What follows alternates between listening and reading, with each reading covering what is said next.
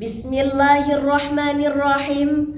Assalamualaikum warahmatullahi wabarakatuh. Hamdan wa syukran lillah, salatan wa salaman ala rasulillah, amma ba'd.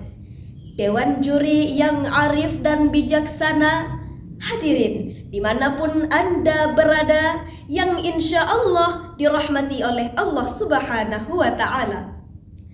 Senja Ramadan indah berseri, beduk berbunyi, hati berseri. Perkenalkan, saya Lia Fitri, daiyah muda dari negeri Serambi. Hadirin yang berbahagia, hari ini kita hidup di zaman di mana teknologi berkembang pesat, tapi ekonomi masih penuh dengan tantangan. Banyak yang pintar jualan online, tapi lupa pentingnya kejujuran. Ada yang semangat berbisnis, tapi lupa berbagi dengan yang membutuhkan. Lalu hadirin, bagaimana Islam mengajarkan kita tentang ekonomi dan kesejahteraan bersama? Untuk mengupas jawabannya, maka pada kesempatan kali ini saya akan membawakan sebuah tausiah yang berjudul Mengatasi Tantangan Ekonomi dengan Sinergi dan Kebersamaan.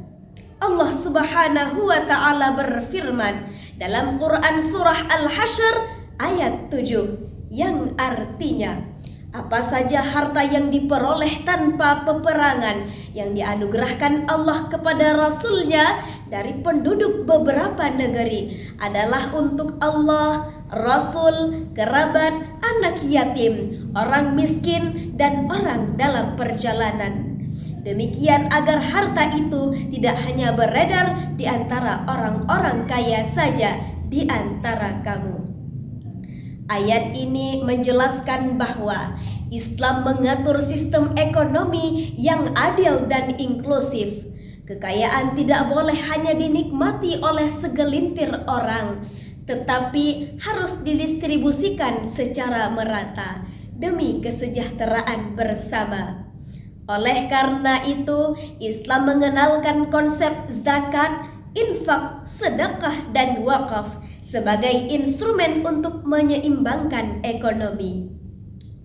Hadirin yang berbahagia, belakangan ini media sosial ramai membahas tentang krisis ekonomi dan PHK massal. Dikabarkan oleh Reuters.com pada tanggal 13 Februari 2025, banyak pekerja kehilangan pekerjaan sementara harga kebutuhan pokok mengalami kenaikan.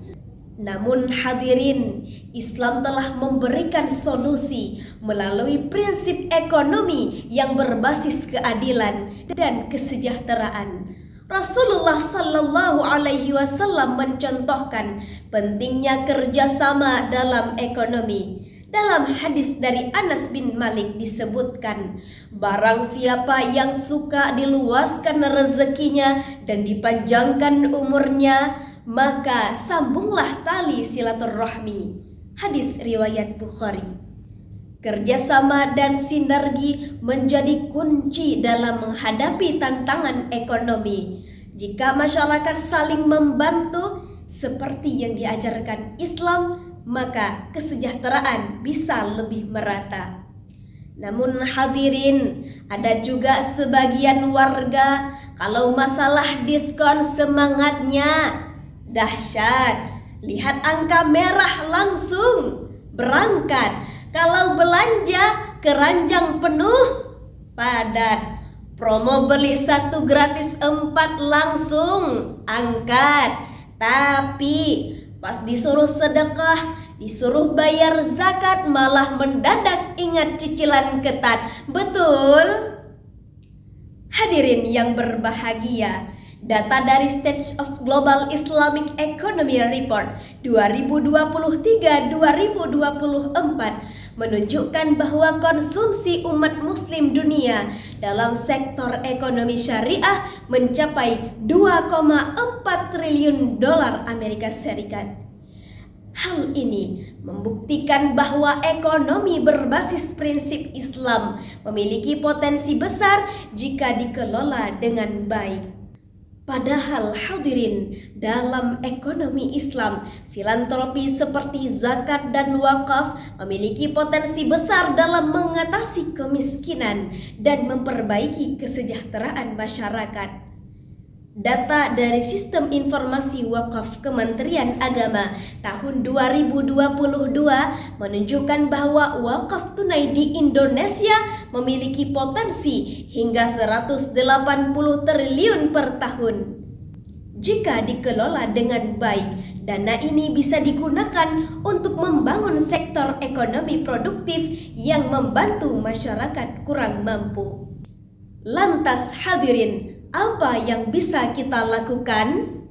Yang pertama, tanamkan kejujuran dalam usaha, karena bisnis yang jujur insya Allah makmur. Yang kedua, perbanyak kolaborasi, bukan kompetisi yang menjatuhkan. Yang ketiga, jangan lupa untuk berbagi, karena sedekah tidak akan mengurangi harta, tetapi menambah keberkahan. Maka hadirin, kesimpulan yang dapat kita ambil, ekonomi yang kuat dibangun dari sinergi dan kerjasama. Kalau bukan kita yang bergerak, siapa lagi? Kalau bukan sekarang, kapan lagi? Setuju? Saya tutup dengan sebuah pantun. Aceh terkenal, negerinya megah. Ramadan festival, ramai nan meriah. Dengan berkah ekonomi syariah, rakyat sejahtera, penuh anugerah. Amin, amin, ya rabbal alamin. Akhirul kalam, wabillahi taufiq wal hidayah. Wassalamualaikum warahmatullahi wabarakatuh.